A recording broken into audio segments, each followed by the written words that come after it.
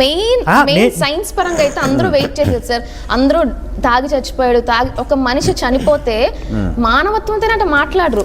So మేము accept చేయట్లేదు కాబట్టి, క్రిస్టియన్స్ యాక్సెప్ట్ చేయట్లేదు కాబట్టి మీరు యాక్సెప్ట్ చేయాలంటున్నారు. అసలు క్రిస్టియన్స్ సత్యాన్ని మేము అంగీకరిస్తాం, ఆయన నిజంగా అట్లా ఉందని మేము అంగీకరిస్తాం, దానికి అగ్రీ అవుతున్నాం. కానీ కొన్ని పాయింట్స్ ఉన్నాయి మాకు. ఆయన షర్ట్ మీద షూ మరకలు ఉన్నాయి. అదే ఆయన శరీరం మీద తొడపైన ఒక కాలిన గాయం అయితే ఉంది. అది ఆయన చంపిన తర్వాత ఒక బైక్ తక్కువ వేడితో ఉన్న ఒక బైక్ తీసుకొచ్చి పెట్టారు, అందుకని కాలింది అని అంటున్నారు. ఓకే, కానీ దాన్ని ఇగ్నోర్ చేశారు పోస్ట్ మార్టం ఇన్వెస్టిగేషన్. లేదండి, ఇప్పుడు నేను చెప్పిన దానికి క్లారిటీ ఇచ్చింది అదే. ఏలూరులో హాఫ్ అన్ అవర్ అక్కడ ఆగిపోయాడు కాబట్టి అక్కడ విజయవాడ నుంచి బయలుదేరినటువంటి హీట్ కూడా అక్కడ ఆల్మోస్ట్ చల్లారిపోయింది. ఇప్పుడు వీళ్ళు చెప్తున్న దాని ప్రకారం తక్కువ హీట్ ఉన్న వెహికల్ పడితే ఎంత కాలింది అంత కాలింది అంటారంటే నుంచి కొంతమూరు వరకు 120 కిలోమీటర్లు వస్తుంది. 120 కిలోమీటర్లు నాన్ స్టాప్ గా బండి ట్రావెల్ అయినప్పుడు రాయల్ ఎన్ఫీల్డ్ సైలెన్సర్ చెయ్యి పెడితే మొత్తం ఎముకలతో సహా కాలిపోద్ది. కరుణాకర్ గారు అన్నట్టుగా ఏలూరు నుంచే క్యాల్కులేట్ చేద్దాం అంటే 1 అవర్ జర్నీ లేదా 1.5 అవర్ జర్నీ తర్వాత ఆ బండి మీద బైక్ ని స్టార్ట్ చేసి ఉంచిన ఇప్పుడు ఏలూరులో అది పోస్ట్ మార్టం రిపోర్ట్ లో ఎలా పేర్కొన్నారు అనేది నాకైతే తెలియదు. పోస్ట్ మార్టం రిపోర్ట్ ఉంటుంది, ఒంటిపైన లేదా పోస్ట్ మార్టం రిపోర్ట్ దాని గురించి ఎక్స్ప్లెయిన్ చేశారు లేదు, నాకు పూర్తి వివరాలు తెలియదు. కానీ వీళ్ళు చెప్తున్న వెర్షన్లోనే, ఇంతకుముందు పాస్టర్లు మాట్లాడిన వెర్షన్లోనే ప్యాంట్ కాలకుండా లోపల తొడలో 6 ఇంచుల గాయం ఉందని చెప్పి ప్రచారం చేశారు, వీళ్ళే ప్రచారం చేశారు. ఇప్పుడు వీళ్ళు ఏమంటున్నారంటే లోపల గాయం పెద్దగా లేదు, ప్యాంట్ కాలిందని చెప్తున్నారు. 2-3 వెర్షన్స్ వీళ్ళే చెప్తున్నారు. కాలింది కాలేదని ఇప్పుడు పోస్ట్ మార్టం రిపోర్ట్ ఖచ్చితంగా ఫ్యామిలీ మెంబర్స్ కి ఇస్తారు కదా. మీరు పోస్ట్ మార్టం రిపోర్ట్ చెప్పారు ఐజీ గారు, రిపోర్ట్ ఇవ్వం కంక్లూజన్ చెప్తా ఉన్నారు. ఇక్కడ వాళ్ళు చెప్పేది వీళ్ళు చెప్పేది పక్కన పెట్టాలా. 80% people still believe it is a murder, cold murder అని చెప్తున్నారు. సో అంటే వాళ్ళు చెప్తున్నటువంటి విధానంలో ఈ మర్డర్ జరగాలంటే ఇది చాలా high level. I don't think locally, I don't think anybody has. అదే కదా, లోకల్ గా జరిగింది కాదు, హై లెవెల్ లో జరిగింది. సో గవర్నమెంట్ ఇన్వాల్వ్ అయిందా? నేను అంటే I am there with the community. Doubt అదే, I am there with the community. Post mortem లో ఈ రిపోర్ట్ లో దీన్ని అంతని స్కిప్ చేసుకున్నారు, బైపాస్ చేసి వెళ్ళారు అంటే ఓపెన్ చేయడానికి మేము మాట్లాడుతున్నాం already. I am there with them already. Harsh Kumar garu నిన్న మాట్లాడారు, ఆయనకు కూడా చెప్తున్నాం please calm down, we're there. Repost mortem ఎందుకంటే database we can't go with 2 people or 1 organization. You have 80% people which is a big population of people.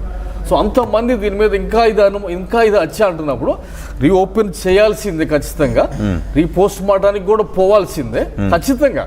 వాళ్ళ అనుమానాలు అంటే మనకి చట్టంలో ఉన్నాయి అవన్నీ. నేను పర్సనల్గా I have called dozen leaders to form joint action team out చేస్తున్నాం.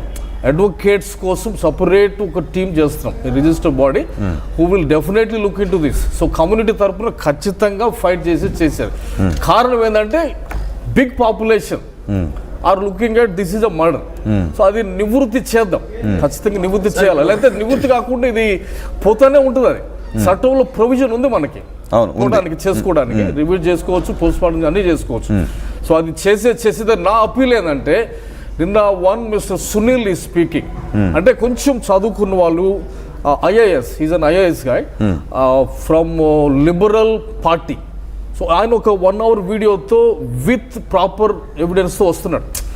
ఈ పాయింట్ నుంచి ఈ పాయింట్కి ఆయన ఇన్ని కిలోమీటర్ల వేగంతో ఎట్లా వెళ్తాడు, యూనో ఏలూరులో ఇక్కడ నుంచి ఇక్కడికి ఇంత షార్ట్ డిస్టెన్స్. సగటు వేగం కూడా 67-70 కిలోమీటర్స్ ఉంది average speed.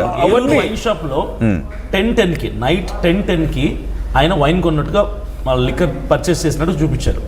11:30కి night 11:30కి Kovvur toll plaza దగ్గర ఆయన ట్రావెల్ అయినట్టు చూపించారు, పాస్ అవుతున్నట్టు చూపించారు. 10:10 నుంచి 11:30కి అంటే ఆయన ఆల్కహాల్ కొన్నప్పుడు అది తాగడా, ఇంటికి వెళ్ళాక తాగుదాం అనుకుంటాడా? ఒకవేళ తాగాడు అనుకుంటే తాగటానికి ఒక 20 నిమిషాలు తీసేయండి, 10 నుంచి 20 నిమిషాలు పోతే 10:30. ఏలూరు నుంచి కొవ్వూరు టోల్ ప్లాజా వరకు 80 కిలోమీటర్స్ ఉంటుంది.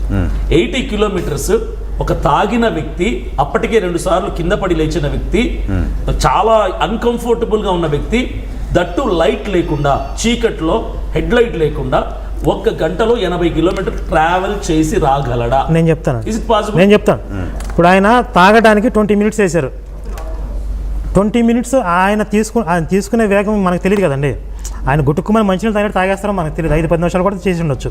తాగాడు కాబట్టి ఓవర్ స్పీడ్తో వెళ్ళాడు అంటున్నా నేను. ఓవర్ స్పీడ్తో ఉన్నాడు ఫుటేజ్ చూస్తే ముందు వెళ్తున్నటువంటి వెహికల్ లైటింగ్ పట్టుకుని ట్రావెల్ చేస్తున్నట్టు కూడా పోలీసులు చెప్పారు. చాలా ఫాస్ట్గా వెళ్తున్నట్టు ఫుటేజ్లు చూపించారు. గంటకి 70-80 కిలోమీటర్ స్పీడ్ ఆయన ఎక్కడ తగ్గల. కొన్ని చోట్ల 90 కిలోమీటర్ స్పీడ్తో కూడా వచ్చాడు. ఇక నేను ఒక క్వశ్చన్ రైజ్ చేస్తాను సార్. ప్రతి వ్యక్తి జర్నీ చేస్తున్నప్పుడు కాజ్ ఆఫ్ జర్నీ అనేది ఒకటి ఉంటుంది. ఇప్పుడు నేను కారులో వచ్చాను, ఎక్కడికి వెళ్తున్నా అంటే ఆర్టీవీకి వచ్చాను. ఇప్పుడు ప్రవీణ్ పగడాల గారు హైదరాబాద్ నుంచి రాజమండ్రికి ఎందుకు ట్రావెల్ చేశాడు? And what cause he travelled from Hyderabad to Rajahmundry? A cause చేత? అది ఇంట్లో వాళ్ళకే తెలుస్తుంది. చెప్తాను ఏ కాజ్ చేత. నేను ఏమంటానంటే, ఒక పాస్టర్ గా ఉన్న వ్యక్తి, చాలా మందికి ఇన్ఫ్లుయెన్సర్ గా ఉన్న వ్యక్తి, చాలా మంది అభిమానులు ఉన్న వ్యక్తి, ఒక పాస్టర్ గా ఆయన ముందుకెళ్తూ ఆయన రాజమండ్రికి ఎందుకు వెళ్తుంటే రాజమండ్రికి బైబిల్ కాలేజ్ కోసం అని చెప్పారు. వాస్తవమైన కారణం ఏంటనేది ఇంట్లో వాళ్ళకే తెలుస్తుంది ఖచ్చితంగా. అయితే రాజమండ్రికి వెళ్ళిన తర్వాత ఎవరో ఒకరిని కలవాలి కదా ఖచ్చితంగా. అక్కడ ఫ్యామిలీ మెంబర్స్ ఉంటారా, పాస్టర్స్ ఉంటారా, ల్యాండ్ సేల్ చేసిన వాళ్ళు ఉంటారా, ఎవరో ఒకరు ఆయన కంపల్సరీ కలవాలి. ఇప్పుడు జర్నీ చేసిందే తాగటానికి అన్నట్టుగా చూపిస్తున్నారు పోలీసు వాళ్ళు ఫుటేజ్ అంతా కూడా. ఆయన ట్రావెలింగ్ చేసిందే, జర్నీ చేసిందే కేవలం తాగడం కోసం అన్నట్టుగా చూపిస్తున్నారు. ఎందుకంటే హైదరాబాద్లో మొదలు పెడితే కోదాడ, ఏలూరు 3 చోట్ల 3 వైన్ షాప్లో 3 బ్రాండ్లు తాగినట్టుగా చూపిస్తున్నారు. అంటే కేవలం తాగడం కోసమే ట్రావెల్ చేశాడు అన్నట్టుగా చూపిస్తున్నారు. నేను ఒక విషయం అడుగుతాను. ఓకే, మనం మొదటి నుంచి తీసుకుంటే మీరు ఆయన ఫోటోగ్రాఫ్ని చూసినా, వీడియోని చూసినా గుర్తుపట్టగలుగుతారా? డెఫినెట్గా. ఓకే, హైదరాబాద్ లో లిక్కర్ షాప్ లోకి వెళ్ళింది ఆయన కాదా? కాదు, ఆయన కాదు. సో హైదరాబాద్ లోనే ఆయన్ని కిడ్నాప్ చేశారు. సో ఇంటి దగ్గర నుంచి బయలుదేరి ఇంటి దగ్గర నుంచి బయటకు వచ్చారు అన్నది కూడా అబద్ధమేనా? అంటే ఒకటిసారి ఇప్పుడు మాకు ఇంటి దగ్గర సర్కిల్ లో 11 గంటలకు ఒక వీడియో చూపించారు. 2 డౌట్లు ఉన్నాయి. ఒకటి, డౌట్ నెంబర్ 1 ఏంటంటే, ప్రవీణ్ పగడాల గారి డ్రెస్ని, ఆయన వాచ్, హెల్మెట్, మాస్క్ అన్నీ కూడా తీసుకొని ప్రవీణ్ పగడాల గారిని కిడ్నాప్ చేసి కంట్రోల్లో పెట్టుకొని ఇంకొక వ్యక్తికి, ఆయన లాంటి పర్సనాలిటీ ఉన్న ఒక వ్యక్తికి అవన్నీ వేసి అతన్ని తిప్పారేమో ఇవంతా కూడా. అతన్ని ఎక్కడో చంపేసి సీన్ ఆఫ్ అఫెన్స్లో తీసుకొచ్చి పడేశారేమని ఒక అనుమానం. రెండో అనుమానం ఏంటంటే, ఈయనకి ఫ్యామిలీ అంటే చాలా ప్రాణం. చాలా సందర్భాలు ఆయన చెప్పాడు, పిల్లలన్నా వైఫ్ అన్నా చాలా చాలా ప్రాణంగా ప్రేమిస్తాడు. అయితే ఈయనని బ్లాక్మెయిల్ చేయడు. ఈయనని చంపుతానంటే భయపడ్డాను, చాలాసార్లు చెప్పాడు నన్ను చంపుతామన్నారని పెద్దగా భయపడ్డు. అయితే ఫ్యామిలీని ఎవరినని టార్గెట్ చేసి, నువ్వు మా మాట వినకపోతే, మేము చెప్పినట్టు చెయ్యకపోతే పలానా వాళ్ళని చంపుతాం అని భయపెట్టి ఈయనని కంట్రోల్లోకి తీసుకొని ఈయనతోని ఇవన్నీ చేయించుండారు అనేటువంటి ఒక విషయం చెప్తాను. ఒకవేళ ఇదే నిజమని అనుకుంటే నేను మిమ్మల్ని అడుగుతాను డైరెక్ట్. ఒక్క నిమిషం. ఒక 400 కిలోమీటర్ల దూరంలో మ్యాప్ చేసి, 400 కిలోమీటర్ల ట్రాక్ని మ్యాప్ చేసి, కుటుంబంలో ఒక తండ్రిని, భర్తని క్రూరంగా చంపేస్తే ప్రాణానికి ఎవరు కూడా రక్తం ఉడికిపోతుంది. ఎవరు కూడా నన్ను కావాలంటే నేను చచ్చిపోతా, నేను వాస్తవం మాట్లాడతానంటారు తప్ప, సర్లే భర్త చనిపోయాడు, తండ్రిని చంపేని, నేను హాయిగా ఇంట్లో కూర్చుంటానని నాకు తెలిసి ఎవరు కూడా అనరు. మీరు అనగలుగుతారా? ఒక్క విషయం చెప్తాను. మీరే మీ ఫాదర్నో, మీ ఇంట్లో బిడ్డనో ఎవరినైనా ఇట్లా తీసుకుని వెళ్ళి చంపేసి మీరు నోరు మూసుకుని ఉండండి అని అంటే, మీ కళ్ళ ముందు కనబడుతూ ఉంటే, లేటర్ మీ తర్వాత లక్షలాది మంది మీరు నిజం చెప్పండి అని వచ్చినప్పుడు మీరు అయినా నిజం చెప్పకుండా ఇంట్లోనే ఉండగలుగుతారు? మీరు చెప్పండి, నువ్వు చెప్పమ్మా, ఉండగలుగుతావా? మీ ఫాదర్నే మీ మెడ మీద కత్తి పెట్టి చంపేసి ఒక డూప్ని 480 కిలోమీటర్లో ట్రాక్ని క్రియేట్ చేసిన తర్వాత అది నీకు చూసి అబద్ధం అని చెప్తుంటే ఇంట్లో నువ్వు ఉండగలుగుతావా? బయటకు వచ్చి వాసన నేను చంపినా పర్లేదు, బయటకు వచ్చి మాట్లాడతావు కదా. మరి అక్కడ పాయింట్ ఉంది కదా అనిల్ గారు. ఎందుకంటే మీరు వెరీ ఫస్ట్ మాట్లాడారు, కుటుంబ సభ్యులు మాట్లాడలేదు ఎందుకని, దానికి మీరు ఒకటే మాట చెప్పారు. సో మీరు మాట్లాడినప్పుడు ఇప్పుడు మరి ఆ కుటుంబ సభ్యులు ఇంకా మాకు థ్రెట్ ఉంది మాట్లాడను అని అనటం, కోట్లాది మంది క్రిస్టియన్స్ అక్కడికి వచ్చి మీ వెనక నిలబడతామన్నా కూడా ఇంకా థ్రెట్ ఉంది అని ఉండిపోయారు. ఇంకోటి మనం అబ్జర్వ్ చేస్తే, జెసికా గారు, ప్రవీణ్ పగడాల గారి వైఫ్ ఎవరైతే ఉన్నారో, ఆవిడ బరియల్ రోజు చర్చిలో ఒక ప్రెస్ ముందర మాట్లాడి ఏమన్నారంటే, మనం క్షమించేద్దాం, నో గ్రెడ్జ్, పగవద్దు, మనం క్షమించేద్దాం అన్నారు. యాక్సిడెంట్ అయితే క్షమించేద్దాం అన్న మాట వాడరు ఎవరు కూడా. So, అంటే అప్పటికి ఆవిడ version చూడండి. ఆ రోజుకి ఆ ఇన్సిడెంట్ జరిగేటప్పటికి 100% ఇది హత్య అని అనుకుంటూనే ఉన్నాను. ఈవెన్ హిందువుల్లోనూ ముస్లిమ్స్లోనూ అందరిలోనూ వచ్చినాయి బయటకి.